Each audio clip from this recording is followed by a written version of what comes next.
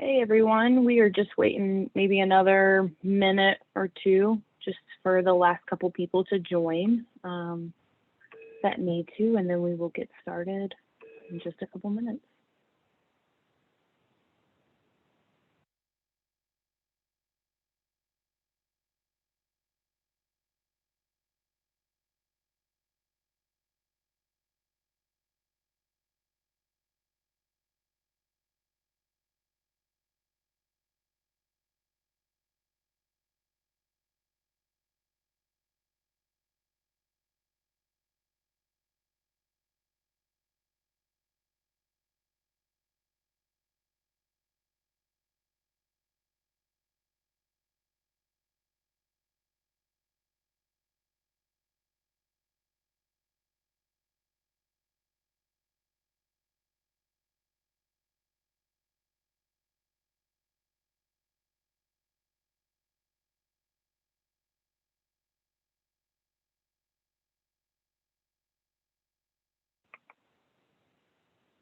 All right, y'all. Well, to honor y'all's time, I'll go ahead and get started. We have a good number of y'all here today.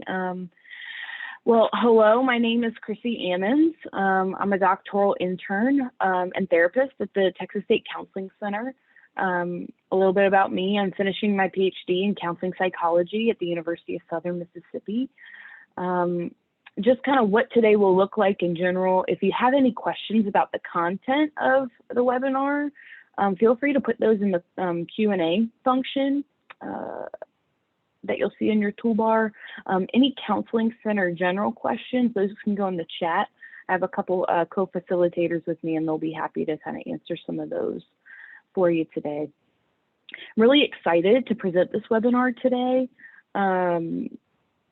That's entitled Healing Our Attachment Styles. My dissertation and thesis were centered around this concept of attachment. So it's something that has been a passion of mine for a long time. I will really try to cover a lot of ground today and make sure that we have time for questions at the end. I will do my best to get to as many questions as possible, but I want to definitely make time for that. So as a reminder, this webinar is being recorded too and will be posted and available to the Counseling Center website. So let's go ahead and get started. So first off, I would like to specify that this is really an introduction into the topic of attachment. This is a pretty complex topic that affects each of you personally in your own way. And so I hope that from this webinar, you can feel like you can walk away with some good starting points for developing healthy attachment behaviors and relationship functioning in the future. But if some more support is needed, I'll make some recommendations for other resources, including information on just some therapy support like Counseling Center related resources. Also, I just want to say, you know, there are a lot of different approaches to the same goal. I will outline one approach, but it isn't the only one. So I really encourage each of y'all to take this information and find what works for you. I hope today can really just get those wheels turning a bit. So to start off, I want to review some of the main objectives of what will be covered in this webinar. So what I'll cover today is briefly what attachment is, the different types of attachment concepts that we have, how our attachment concepts impact our view of self and our view of other people. And then we'll really shift gears and really clearly articulate what are some characteristics of healthy and adaptive attachment in relationships. And from there, I'll spend some time describing some skills that can be helpful in beginning to heal your attachment patterns and your relationships. So let's go ahead and just get started. Let's dive in. So to begin with, I really want to clearly define what attachment is and also clearly state what it isn't. So attachment theory was a theory developed in the 70s that was used to explain the distress that was experienced when infants are separated from caregivers and the response that infants have when caregivers return. So it was originally used to describe infant and caregiver relationships, but it has really evolved a lot throughout the years as a concept that we have that can explain our emotional comfort seeking in our adult relationships as well. So I wanted to give you just a brief background on the concept because I think it'll help you kind of understand your own attachment concept better as well. So when we're talking about attachment, it is the dynamic relationship between people. Dynamic meaning changing.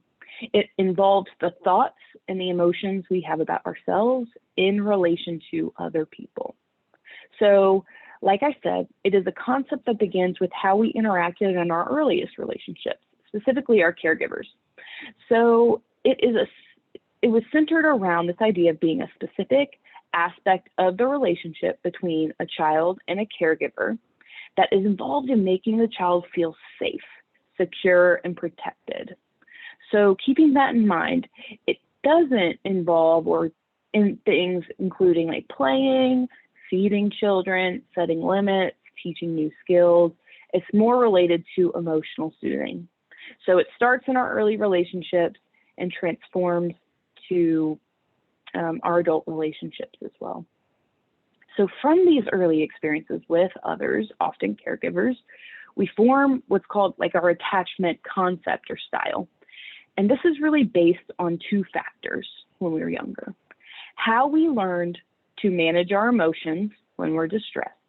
So do we reach out to others or do we hold it in? Do we hold our emotions? And then also the responsiveness of others to our behaviors. So these two factors really impact our view of ourselves and our view of other people. And I want to kind of take that and we're going to break that down a little bit further.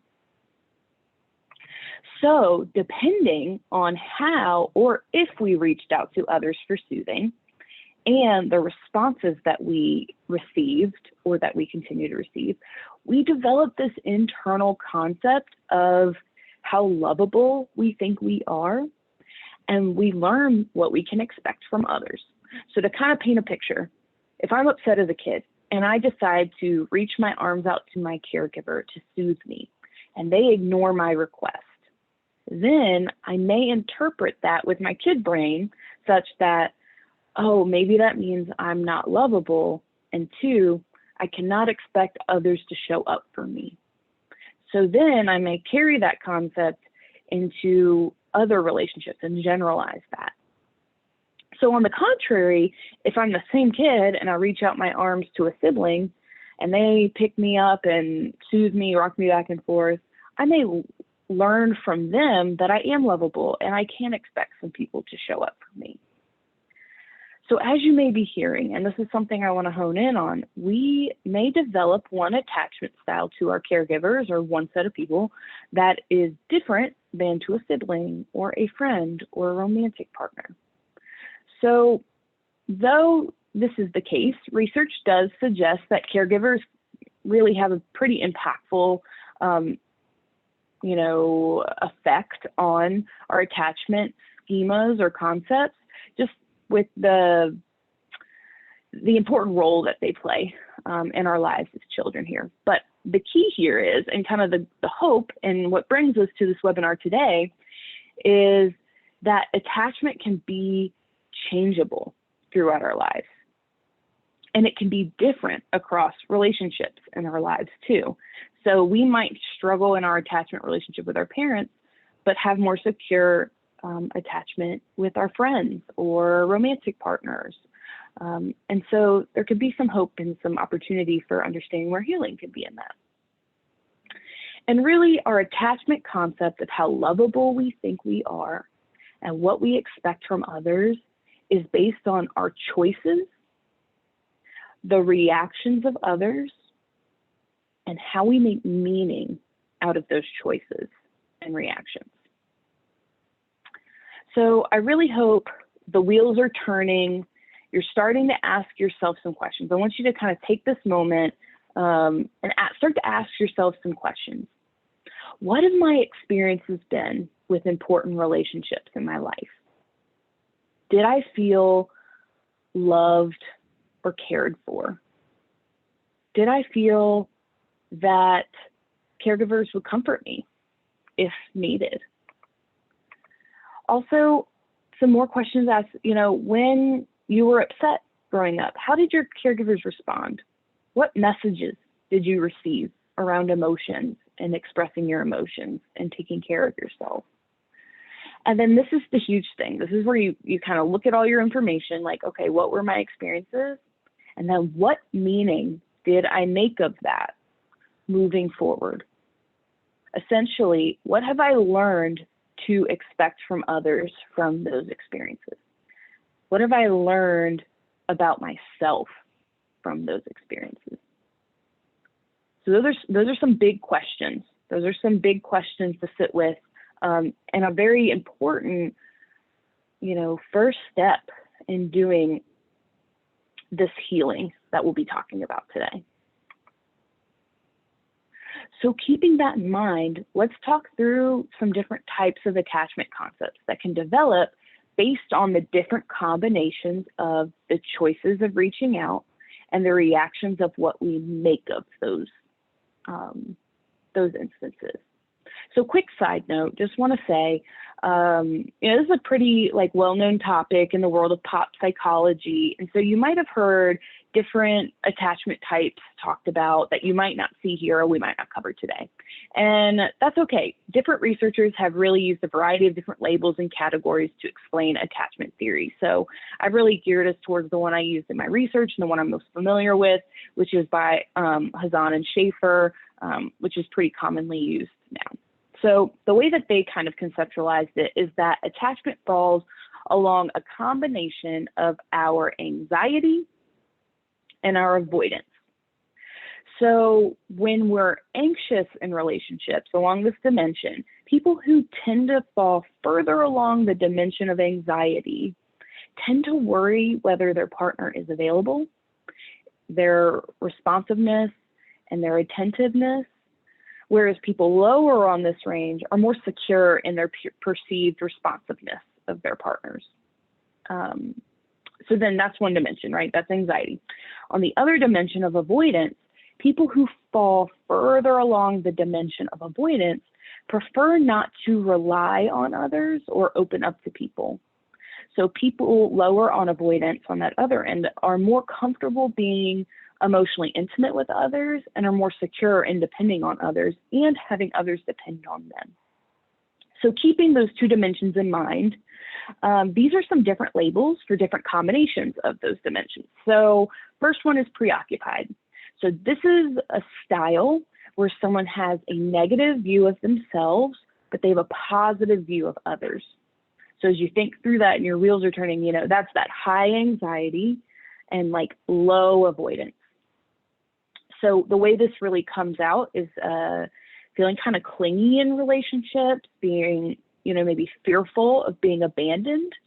They may form something called a fantasy bond where you get really caught up in this bond being kind of everlasting and kind of feeding the fantasy of that, because individuals that fall within this style are very committed to maintaining bonds, very committed to that. So then our next style, dismissing. So this is for people who tend to have a positive view of themselves, but a negative view of others. So they're low anxiety, but they are higher along that avoidance dimension. So people with this style tend to have little emotions in relationships, or they show them, they don't really show them as much. They tend to prefer autonomy over caring for the needs of others or having their needs being cared for by others. They will often really struggle or not seek help from others, even when it's needed. So that's the dismissing style. And then our other style is fearful. So this is when someone has a negative view of themselves and a negative view of others. So this is when someone is high on the anxiety scale and high on the avoidance scale. So they're very anxious in their relationships with others, but they're also very fearful and avoidant to express their feelings with others. They do not trust others, nor do they feel they're worthy of others, and they often worry that relationships will hurt them. So you might be hearing, as I'm talking through these styles, some aspects of yourselves in these styles. And so start to kind of get those wheels turning. The reason being, and I kind of alluded to this earlier, is the first step in healing our attachment style is knowing our attachment style. So we've gotten to step one. Knowing your attachment style is important, asking yourself those reflective questions, but also there's some really wonderful tools to kind of help you understand that better. And this is one that I think is really, really cool.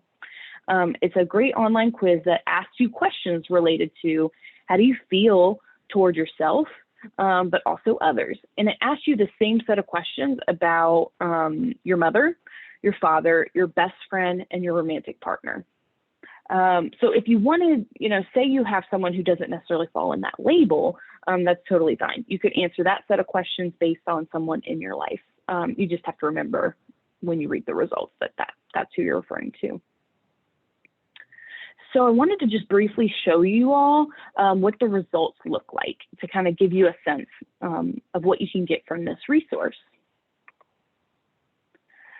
So each square is kind of a different attachment style that might fit for you for this person. So you see the different styles that we talked about. We'll talk about secure in a second. But you've got dismissing, fearful, preoccupied, and secure. And each of those little colored squares, the smaller ones that you see, are the different people that you responded to the questions. So for example, this little orange square might represent my relationship with my best friend. This light blue and this green one might represent my relationship with my parents, whereas this one, say I don't have a romantic partner, so I didn't answer it based on that. But this can give you a sense of maybe the different types of styles and attachment relationships you have with different people in your life. So we've talked about identifying what your attachment style is and the importance of that. Now let's talk about what secure attachment looks like. This is our goal. So it's important to understand what the characteristics are of this. So secure attachment involves a positive view of self and a positive view of other people. So people who are practicing this style have lower levels of anxiety about the love expression from others, and they also have the low avoidance. So we're in this kind of healthy range. People that have this style tend to demonstrate more autonomous security. So they can kind of function on their own, have their own life while also feeling secure. And I feel like trust is there in the relationship. These people can seek help from others, or these relationships, you feel like you can seek help from them when needed. You're also able to give help when needed. They can balance their emotional attachment to others with their need for autonomy and independence. So we've done the first two steps, we know maybe starting to think about what our attachment style is, and we're starting to look at what healthy attachment looks like. So now we need to find the steps that kind of bridge that gap, right? So this might seem kind of obvious, but our first step really is around being mindful. To heal our attachment styles, we have to be mindful of how we may be behaving or feeling in our attachment style. So mindfulness is a big topic that I'm sure many of y'all have heard about. Being mindful is the opposite of being mindless. So mindlessness is when we go about our life on autopilot. Similar to when you drive somewhere and you think back on it and you wonder if you stopped at the stop sign and you just kind of checked out, right? That's that autopilot. Whereas mindfulness is when we are mentally present in our immediate circumstances. This takes practice and intention throughout our day to be like, wait, am I somewhere else? Am I in the past? Am I in the present, or in the future? But to be very present in the immediate circumstance. So as you work to heal your attachment style, it's important to be intentional about it. As simple as it may sound, the first step to doing this mindfulness is to stop, take a breath, and notice yourself. Notice what's happening for you. And I'll give you some examples along the way. One helpful technique for this mindful breathing is called square breathing. or box breathing. You can see this image on the screen here, and you can follow the shape of the box with your breath. So at the top, you breathe in for 4 seconds, and then go down and hold for 4. Exhale for 4, and then hold for 4, and repeat as necessary. And as you do this, I want to encourage you in these moments, notice your body and notice your mind. It is important to notice your emotion, the emotions you may be feeling in different circumstances where this attachment is coming up. So attachment is often triggered when we are struggling in our relationships or we are struggling personally.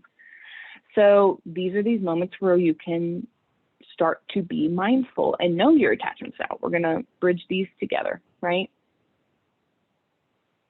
So the first thing we really need to do is identify what emotions we might be feeling. You know, this can be harder than it sounds, though.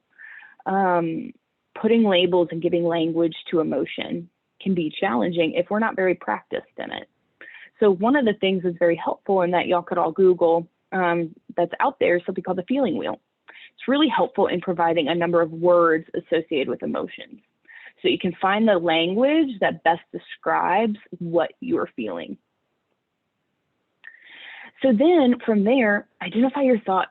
What are you thinking? What thoughts are coming up for you in that moment? Just notice them as like content in your brain. And we're gonna look at those and try to analyze them, see what's coming up, right? And then identify, what are you doing? What behaviors are you doing right now?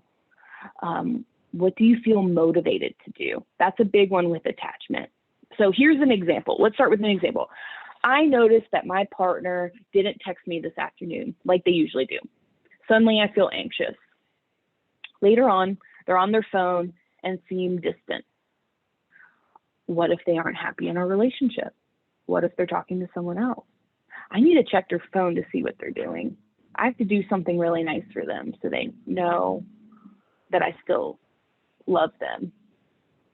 So in this example, what we can do, pause, take a deep breath and notice, what emotions am I feeling right now? Okay, maybe I'm feeling anxious, nervous, scared, kind of sad, angry. What thoughts am I having? Okay, I'm asking a lot of questions. I'm saying maybe they're not happy.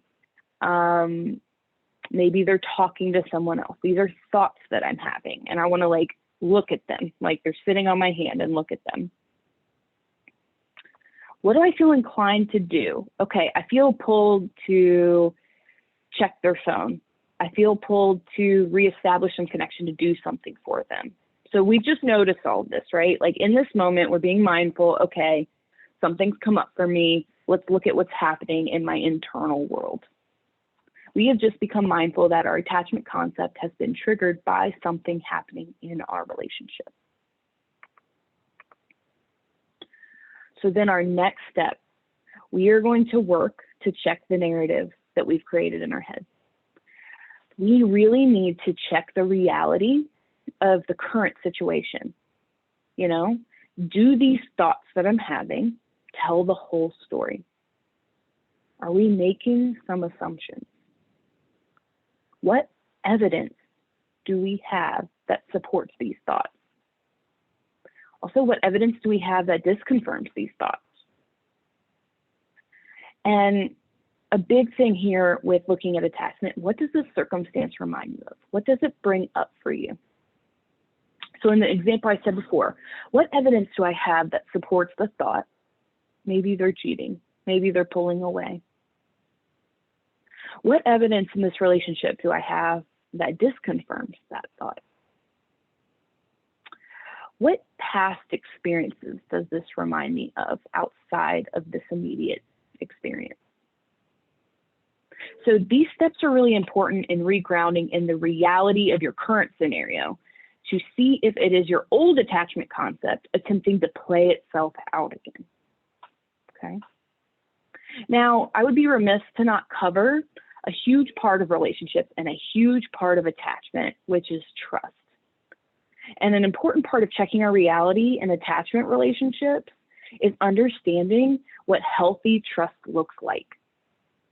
This can be really important if trust is present in a relationship, or if there maybe are challenges in trust in some area for healing or decisions, you know. But trust is really difficult because we often have people in our lives who we are supposed to be able to trust, and we feel like maybe we can't trust them for a variety of reasons. Or people say, hey, you can trust me, but then we learn that we can't. So we've also often struggled to know, what does it really look like to trust someone? So a researcher named Brene Brown, right here from Texas actually, created a great acronym to really help with people identify what healthy trust actually looks like. And this can be a really helpful tool in walking yourself through being able to check that reality of what might be happening, to identify if trust is present and really check the reality of that attachment. So move to a little ahead and go back. So I want to just talk through this real quick. The acronym is BRAVING. The B stands for boundaries. If you can set a boundary and it is respected, if you see this other person set boundaries and hold them, then that is a good aspect of trust. That is a good indication of trust. The R, reliability. Do they do what they say they are going to do? Are they reliable? Right? A, accountability. If you feel we can both make mistakes and respectfully hold each other accountable for those mistakes. They hold themselves accountable. You hold yourself accountable. B, vault. If they are a vault and they do not share information with others and don't share others' information with you. So this is kind of your basic idea of trust often, like trust someone when they can keep our information private. But also, are they not sharing others' information with me that is not theirs to share? So that's vault. I is integrity. If they have integrity and they practice their values, not just profess them. So this is where if someone says something is important to them, then we see that reflected in their actions. That's a huge part of trust. We trust that what is important to them is true. N is non-judgment. If mistakes and vulnerability that we have with someone is met with non-judgment, then that's an aspect of trust. And then G, generosity. And this is such a cool one, I think. You can assume the most generous things about someone's words, intentions, and behaviors. So this is similar to that idea of like you can give someone the benefit of the doubt. So now as you reflect on this and think about your relationships, think about yourself, you might notice some gaps in trust. And this may help you identify some work that you and your friend or you and your partner or you and your parent might need to address in order to do some of this attachment healing. I would be remiss if I didn't highlight, though, that it is so important that you also learn to think about these components in trusting yourself. So also consider in your reality checking how you can apply this thinking to yourself. Do you set boundaries for yourself and respect them? Are you reliable with yourself? If you set a goal or something that you want to do you fulfill that? Do you have that integrity? Are the things that are important to you, is that reflected in your behavior? Here's a big one. Are you non-judgmental towards yourself? All that I'm talking about, I really want to tie it to this attachment concept again. This is all important, again, in healing that attachment style related to how you view yourself and what you expect from other people. This is huge, okay? So from there, our next step that's super important is practicing self-compassion and self-soothing. When we can nurture ourselves, Then we can communicate more clearly, assertively, and also, this is key, we are not relying on our partner's response to be okay. So by being self-compassionate and self-soothing, we are creating a healthy emotional boundary with people, which can also lessen the impact of a potentially hurtful response from others from really latching onto that attachment concept that we have. We are learning to nurture, soothe, and be compassionate for ourselves, which is directly kind of counteracting that negative view of self that we may have developed in our attachment style. It is, a direct intervention in healing that negative view of yourself. And these are two ways that we can counteract those negative thoughts and less secure attachment behaviors. So some really simple ways to kind of get this ball rolling is with self-compassion, speaking to yourself kindly during these moments, and practicing empathy for yourself, understanding that this situation, that attachment, that relationships are hard for you, and there's a reason why.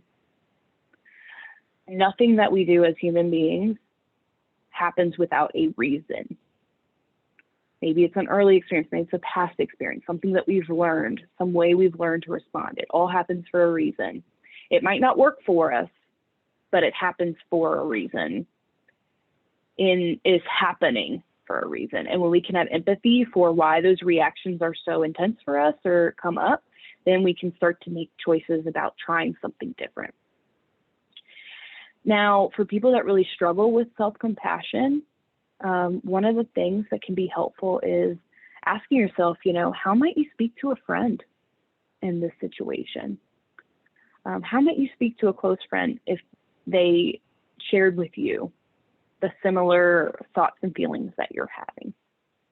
Now, later on, I'll provide some resources, really awesome website that has some great self-compassion exercises that I really encourage. So we'll review that in a sec. So now to shift gears towards self-soothing. This is huge. Self-soothing behaviors is very important. Often people, along the dimensions of anxiety and avoidance and their attachment, they soothe their feelings by engaging in their learned attachment behaviors. For example, a person with more anxiety in their attachment style, so maybe more fearful or that preoccupied style that we talked about, right? They'll soothe their anxiety by clinging or checking in on or thinking about their partner a lot, right? They are doing those behaviors to actually soothe that anxiety. So then similarly, a person along the higher avoidance spectrum, they may be experiencing fear as well, fear about sharing their emotions, fear of that intimacy, fear of engaging in that closeness. And so their protective behavior is to pull back and avoid because that soothes them. So to heal this attachment, it is important to recognize the emotions and thoughts and behaviors and soothe them in a different way. So asking yourself, I'm having this reaction, how can I bring my reaction down? How can I take care of myself in this moment? And another really helpful mindfulness exercise is grounding with the 5 senses. This is a really helpful way to bring us back into our present reality. So, and you can do this anywhere, which is so cool. What do I see around me? What do I really see in my environment? What do I hear? What do I hear right now if I tap into what's going on around me? What do I smell right now? Even just noticing, like, I have this sense again. Let me pay attention to it. What do I feel? What textures do I feel? What is my tactile sense? Reaching out for things to kind of engage these senses is important too. And also, what do I taste? As you bring your awareness to these things, it can help reground you in the moment, reground you in the reality, and kind of continue that soothing that we're talking about. That's really important if your attachment concept is triggered and you're trying to heal and you're doing these hard things. Self-care is huge. These are things that give space for us to nurture ourselves. This could be something that you enjoy. Also something that brings you physical and sensory comfort. So this person in the image is sitting in the grass and enjoying nature. Maybe your self-care involves nature, just something that involves really soothing yourself in that way. And then this is a tough one, but it's very real and something that's very important. Feeling our emotions. Oftentimes we push them to the side. We are not taught how to feel our emotions, but it's very important to give them the space that they need. They're as natural to us as human beings as all of our other bodily functions that we have. So give them the space that they need. Feeling through them is super huge. And being mindful too of not feeding our emotions with thoughts that kind of also pull us into a spiral, kind of pull us deeper into it. So if I'm feeling sad, feeding the sad emotion in my body with all the sad thoughts I can think about, maybe sad music, maybe it's going to watch the sad movie. That often leads us to feel kind of stuck in them sometimes, rather than feeling through the physical sensation of that, and feeling through, really meaning like feeling through it in your body. So the self-compassion and the self-soothing is a huge part of it. So then here can be the tough part, but also very, very important. We have to learn to communicate our needs in a relationship. So using assertive communication is super important. Assertive means, it's along a spectrum. So it's neither passive, where we push our needs to the side, or what is happening for us to the side. It's also not aggressive and like attacking. It is asserting and clearly stating our thoughts and feelings confidently. So as you'll see in this image, it describes some traits of assertive communicators. So clearly stating your needs and wants, providing eye contact, listening to others without interruption, using a confident, appropriate speaking volume, a steady tone of voice, and confident body language.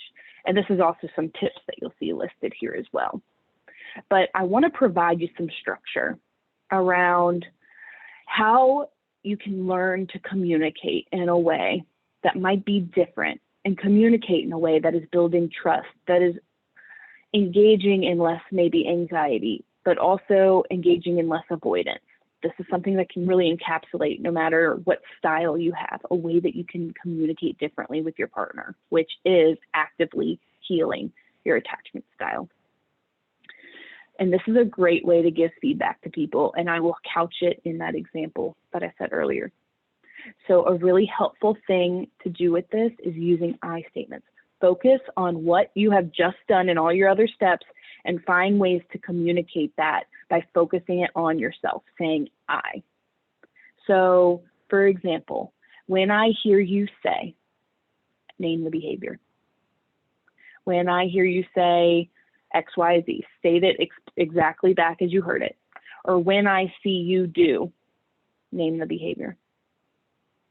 Don't add interpretation to it, just what stimulus did you see? What behavior did you see? I felt, and then insert that emotion that you discovered. Because what it brings up for me is, what does it remind you of? What is being triggered for you? What is coming up, right? It can also be helpful to say, what I wanted to do was X, Y, Z. And what I would like to do differently is list your behavior. And what would help me is if you could, and then identify a behavior. So I know I'm kind of speaking in an abstract way, but let's go back to that previous example. So when I didn't get a text from you, or when I asked you something and you didn't respond when you were on your phone, I felt sad and anxious, because what it brings up for me is my past experiences where I felt ignored and unimportant. And what I would like to do differently is to ask you directly about how you're feeling. And what would be helpful for me is if you could communicate with me what you're needing. So this is a structured way that you can start to fill in the blanks here and communicate and heal your attachment wounds instead of filling in all the assumptions that might come from past experiences. So just to summarize, this is kind of our steps. So we got know your attachment style, right? Know where you're at now, know your starting point. Be mindful, be intentional in your relationships, pay attention to it. And check the narrative when you're being triggered. Check your thoughts, your feelings, your behaviors. Check to see if trust is there. And if it is there in that relationship, but you're being pulled to not trust them, maybe that's an attachment concept coming up. Maybe that's a different relationship that's coming up for you. Step 4, practice self-compassion and self-soothing.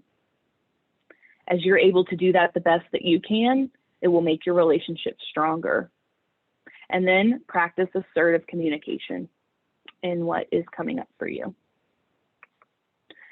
So I just want to reiterate, this is, I say pro tips, this is not a quick fix. This is something people go to therapy for and spend a lot of time really healing for themselves. Maybe you get stuck on one of these steps. That's okay. There is support for that. I really encourage each of y'all to, ask for help when you need it, and therapy is a great place to start with that.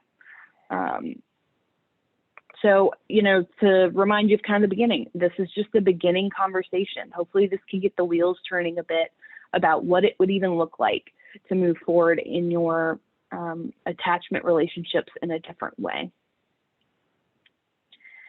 Here's just a review of some of the resources. So to get some more information on different attachment styles, what that looks like, I only briefly covered it. The same person who created that measure that you can fill in to find your attachment style has some really great information on the different styles. This website around self-soothing and coping is awesome, and it has lots of different techniques that you can use there. I also put up Brene Brown's Braving acronym if you want some more information around trust and that kind of stuff. That self-compassion resource that I told you about, this has wonderful exercises. This link here related to different ways that you can practice that self-compassion, because all of this is really a muscle, and it takes some practice to learn to build that muscle up. And also we have this resource here that's part of my tuition called Therapy Assistance Online, and they have a really awesome mindfulness library. So this link here, just going to the self-help resources on the Counseling Center website, is a great place to start. So yeah, I have just about 15 minutes for questions, and I will go to kind of the Q&A function to see if anything's coming in. I'm here to try to answer anything that would be helpful. I know I covered a lot of stuff, but yeah.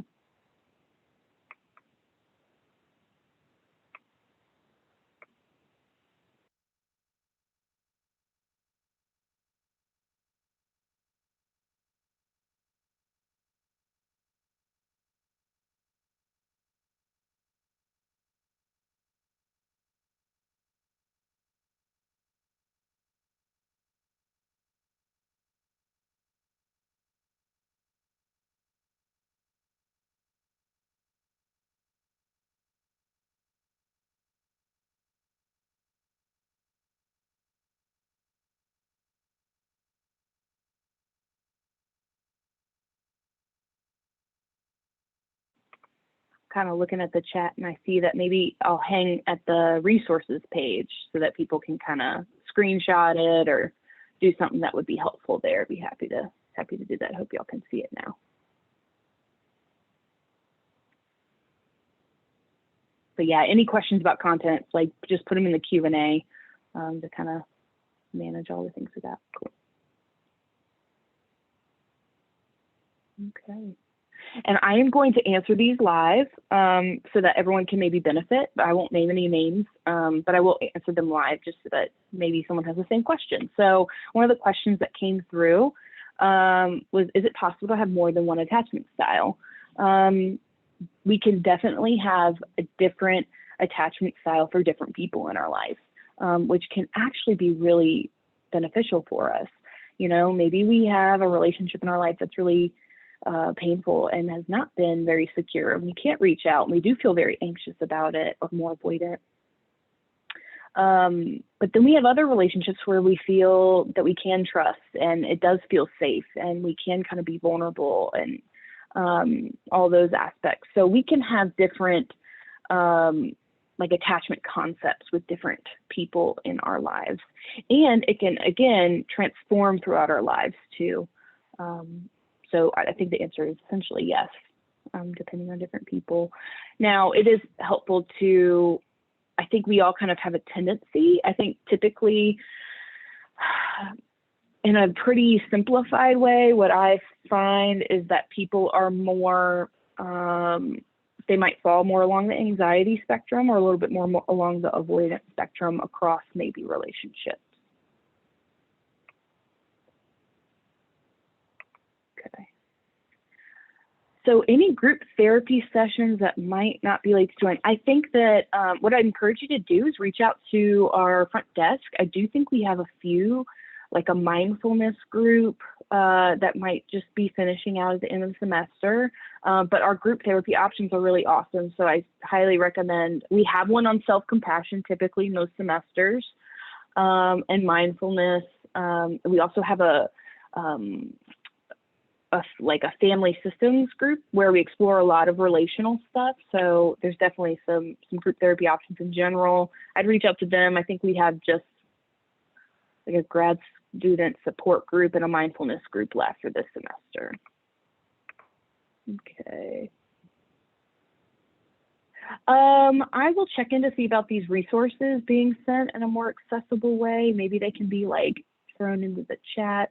I'm not sure, but I appreciate that question, and I will see if we can kind of figure that out.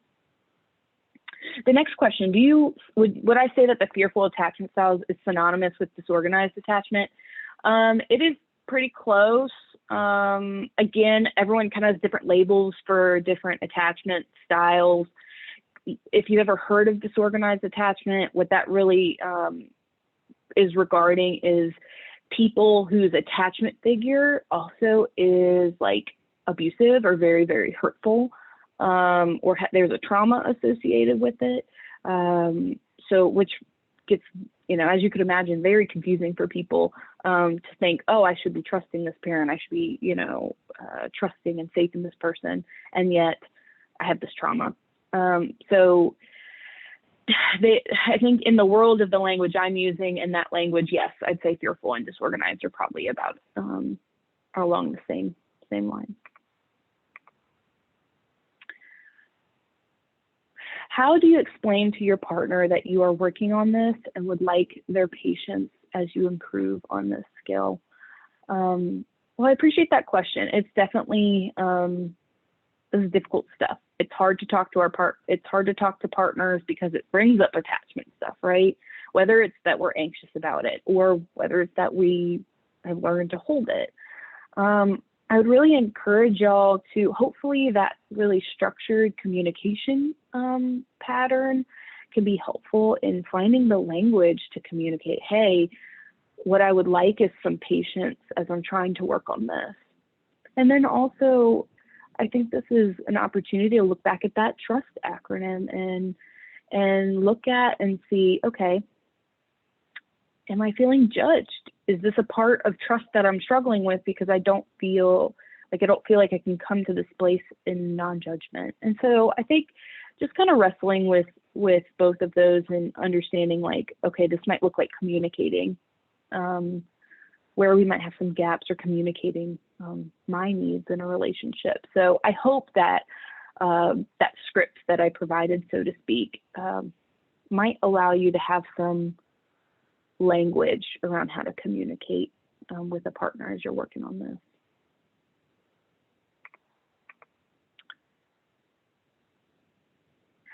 Okay, can you give recommendations for options for someone who doesn't like the idea of therapy and would rather do the work by themselves? Sure. There are, I think these resources that I provided are kind of a good starting point. There's various texts out there.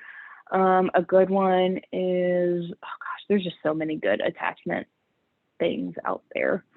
I would be remiss, to just like pause and really reflect on like what the idea of therapy is, that you don't like. Because sometimes, therapy itself is a relationship. Therapy involves a relationship with a person.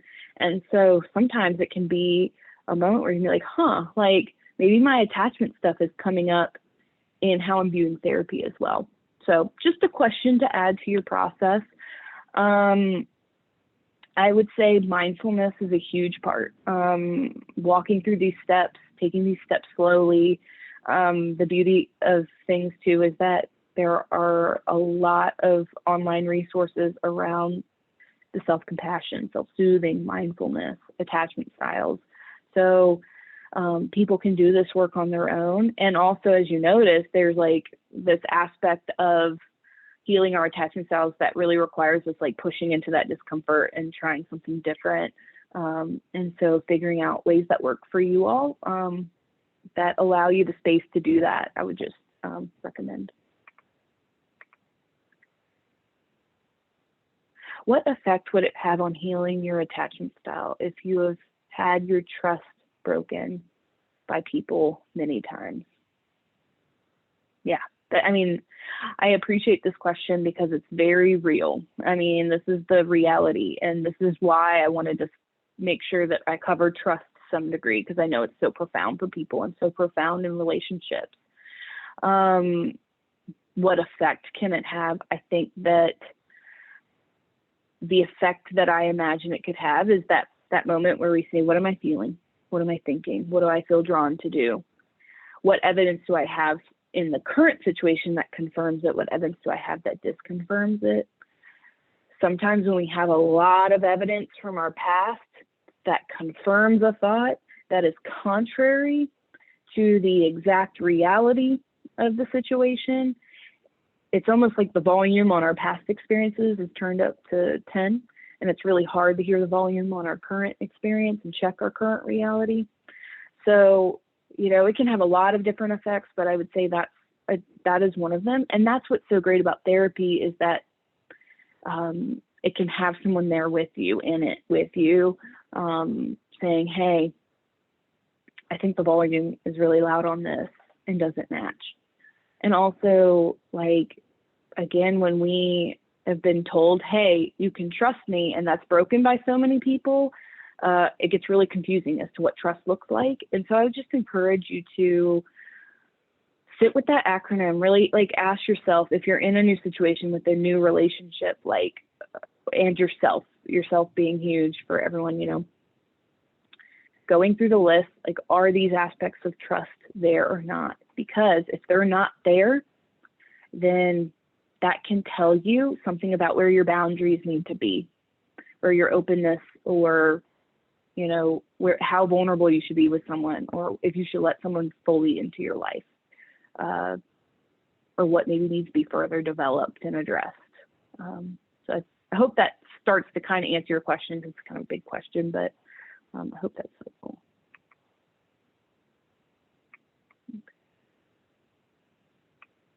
Let me check.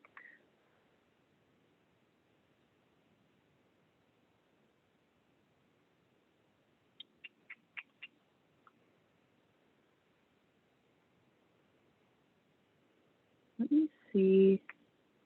Don't have any more questions coming in, so what I'm going to do, I'm going to throw the links in the chat, if that would be helpful for people. I'll do that right now, but I'll keep monitoring the Q&A to see if anything else comes in.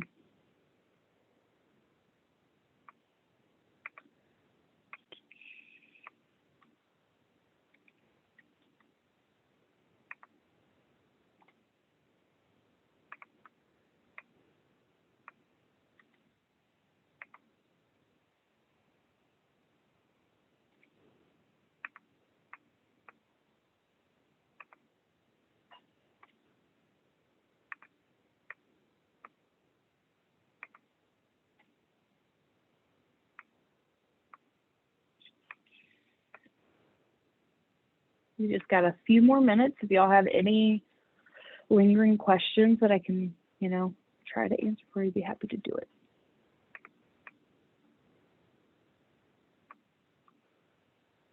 Cool. I hope that is helpful, but you should have, some of those links in there. There is so much stuff out there about attachment.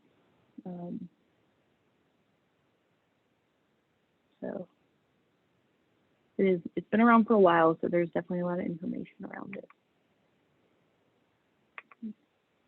All right.